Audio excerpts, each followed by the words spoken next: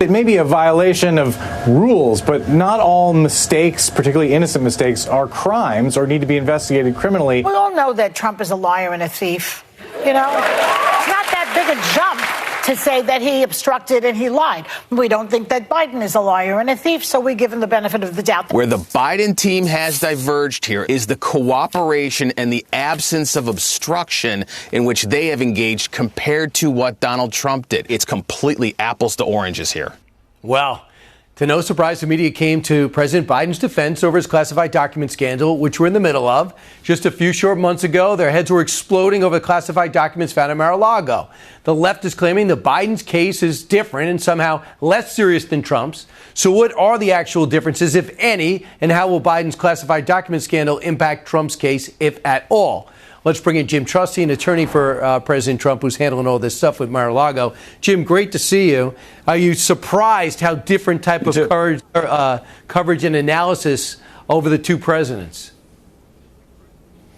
Not particularly. I mean, we see a very bipolar Department of Justice when it comes to these matters, and the media, or at least the mainstream media, is right in tow with that, suggesting that everything's just fine in Wilmington and in Delaware and everything's criminal down in Mar-a-Lago. So a couple of things. They say, well, look, we're cooperating. Trump didn't. Trump said, OK, come down and check out the documents. Here's some of them, not all of them. Hey, lock it up. You locked it up. And then they said 3 weeks later you had to raid because you ignored a subpoena. What's not true about that? Yeah, plenty. I mean, look, you have to keep in mind that the process of dealing with presidential records is always anticipated to be a lengthy process between the former president and the archivist at the National Records. And so we've seen situations where Richard Nixon's tapes, for instance, didn't completely get sent over for 13 years. Bill Clinton has recordings that he keeps in a sock drawer, and he says, sorry, guys, I get to keep them. They're in my sock drawers. So there's always this give and take. But under the Presidential Records Act, the way it's supposed to resolve is through collaboration, negotiation, and at the very worst, a civil suit filed by one party or the other. In other words, the archivist or the president. Here what we have was a situation where President Trump goes down to Mar-a-Lago, immediately is told, you're not going to have a SCIF, you're not going to have access to classified records the same way other presidents do. They take that away from him right from the beginning, which was probably a bad sign. They begin negotiations and conversations, and he turns over 15 boxes worth of material. Thousands of pages of materials are given to the National Archivist in, I think, January.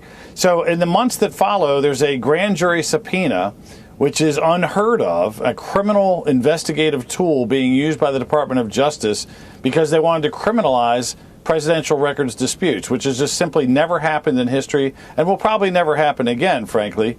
Right. So that takes place. There's conversations, negotiations. You get to June, and they say, hey, can we come down? The president lets them come down to Mar-a-Lago, lets them see the storage room, and says, anything you need, just ask. Well, the only ask they had was to put a padlock on the door, which he did. And 2 months later, with nothing in between, they decide, well, let's just break down the padlock and get in there and take stuff. So they very different treatment, criminalizing something that's not criminal, Brian. Hey, Sean Hannity here. Hey, click here to subscribe to Fox News YouTube page and catch our hottest interviews and most compelling analysis. You will not get it anywhere else.